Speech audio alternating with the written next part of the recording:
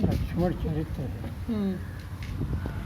एक व्यक्ति, एक भक्त जो दास भाव से भगवान राम की आराधना करता है, जब श्री राम की ओर देखता है तो उसकी दृष्टि स्वभावतः उसके चरणों पर जाती है।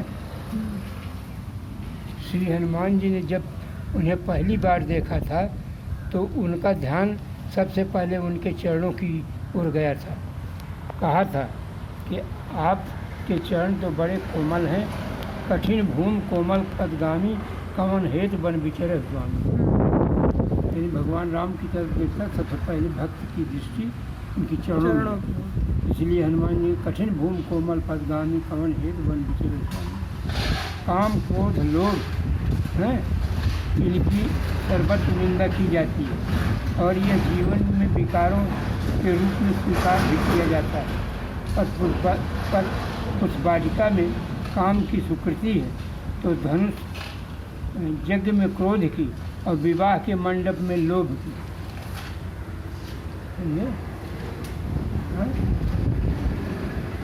अरे काम क्रोध लोभ की निंदा होती है, सब जगह उसको विकारों में माना जाता है। पर पुष्पवाटिका में काम की स्फूर्ति है तो धनुष यज्ञ में क्रोध की और विवाह के मंडप में लोभ। तो मतलब समझे, विवाह के मंडप पे लोभ की। विवाह में गठबंधन नहीं हो जाता बरकन्या का है? और कोई इतराज करता, स्वीकृति मिलती है न कन्या इतराज करती है न बर इतराज करता, वो लोभ हुआ। धनुष यज्ञ में टूटा तो क्रोध हुआ है। और पुष्पवाटिका में राम सीता के चरणों में पड़े, पायल के घुंघरू देख कर विह्वल हो गए काम।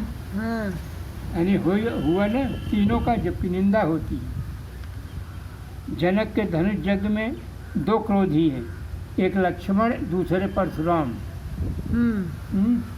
प्रश्न है कि क्रोध करना चाहिए कि नहीं। उत्तर है परशुराम की तरह नहीं करना चाहिए, लक्ष्मण की तरह करना चाहिए। देखा क्यों? इसका मतलब यह कि क्रोध दो तरह का होता है। वैसे जितने भी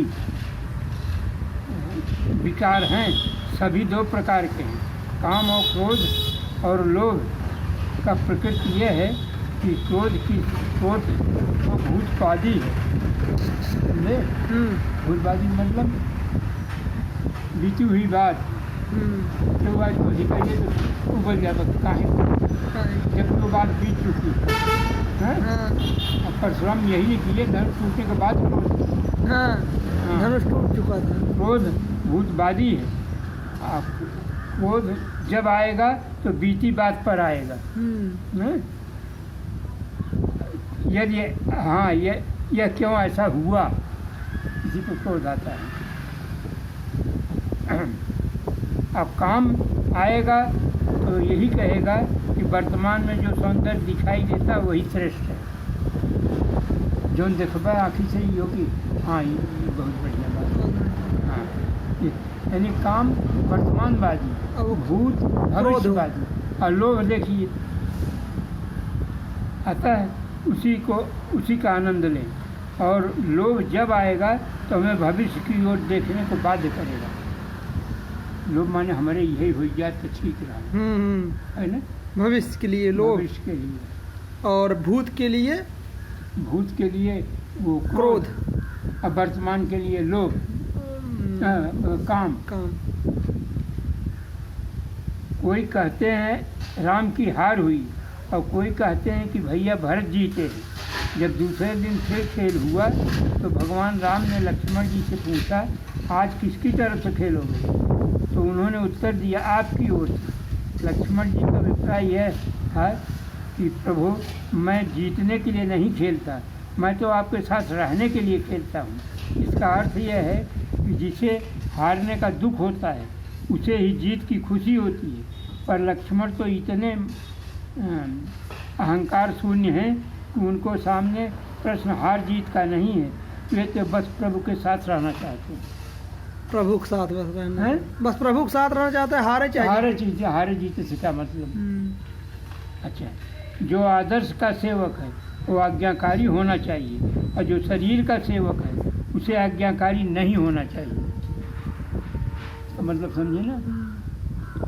महापुरुष के रोकने की परवाह न करे और आवश्यकता समझ कर सेवा करता ही रहे। श्री भरत और श्री लक्ष्मण में यही अंतर है। भरत जी सोचते हैं कि हमारे प्रभु इतने महान हैं कि जो कहेंगे ठीक ही कहेंगे, और लक्ष्मण जी कहते हैं कि हमारे राम इतने भोले हैं कि बिना सोचे समझे आज्ञा दे दिया करते हैं। वे अच्छे पारखी नहीं है। पारखी का क्या मतलब? पारखी माने परख करना। अच्छा। ये कैसा आदमी है, समझना। जैसे हम आपको स्वभाव से परिचित हो जाएं, आपकी परख हो जाए हमें, आप हमारी, तो वे लक्ष्मण कहते हैं ऐसे पारखी नहीं है। वे अपनी तरह सबको समझते हैं। जैसे अब हाँ, यही कारण था कि लक्ष्मण जी और भगवान राम में सर्वदा मतभेद रहा करता था। वे प्रभु से कहा करते थे कि जरा प्रभाव प्रकट कीजिए, स्वभाव छिपा लीजिए, पर प्रभु का स्वभाव है कि अपना प्रभाव छिपाना चाहते हैं और स्वभाव प्रकट करना। हम क्या कर सकते हैं, इसको छिपाते हैं राम, और स्वभाव प्रकट करते हैं। करते तो कर सकते थे बहुत थे। लक्ष्मण जी को लगता है कि संसार प्रभाव से ही नियंत्रित होगा।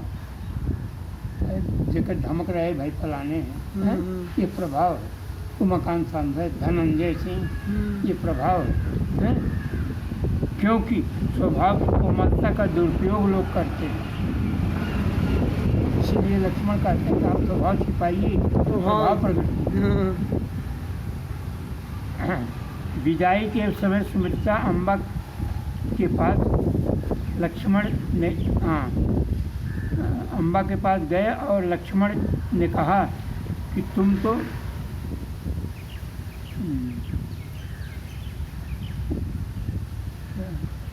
तो अयोध्या से जा रहे हो। सुमित्रा ने, उनकी माँ ने कहा तुम तो अयोध्या से जा रहे हो, वन तो अयोध्या होने जा रहा है, क्योंकि अयोध्या वही है जहाँ राम है। अवध कहाँ जहाँ राम निवासू, कहाँ दिवस जहाँ भान प्रकाशी। दिन वही है जहाँ सूर्य होगा, राम वही है जहाँ अयोध्या होगा। तो अयोध्या तो वन होने जा रहा है, अब वन अयोध्या होने जा रहा है। क्या व्याख्या किया है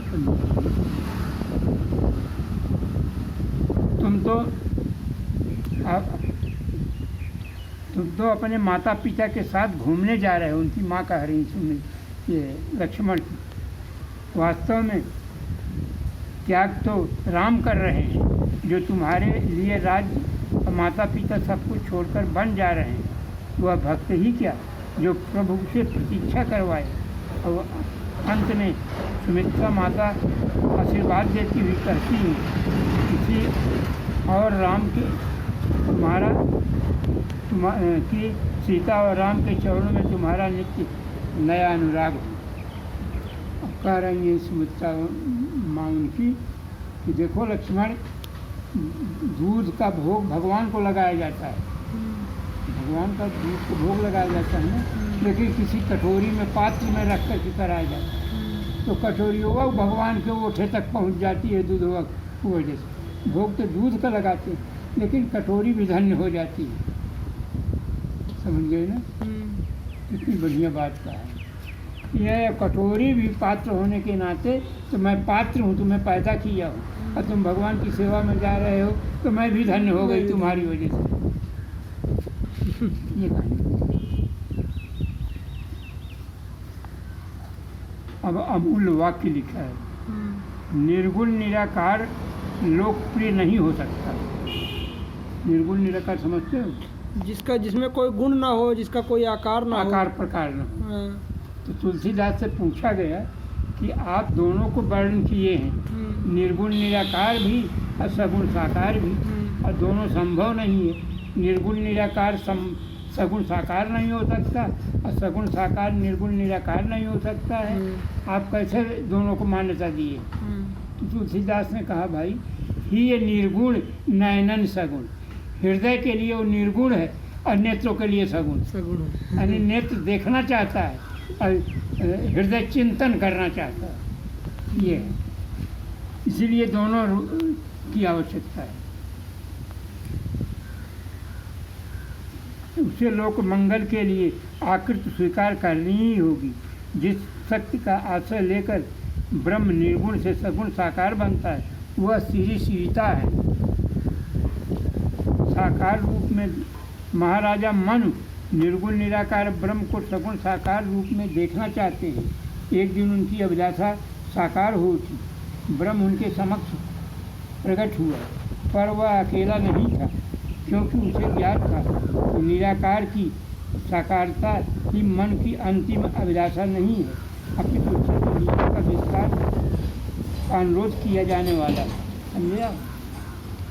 महाराजा मनु और शत्रुपा के सामने पहले राम प्रकट हुए, तो अकेले नहीं, सीता के साथ गए, क्योंकि भगवान राम को मालूम है कि हमको सिर्फ निर्गुण निराकार के रूप में सगुण वो नहीं चाहते हैं, हमसे तो लीला करवाना चाहते हैं, तो बिना दोनों के लीला हो नहीं सकती है, इसलिए दोनों को लेकर गए।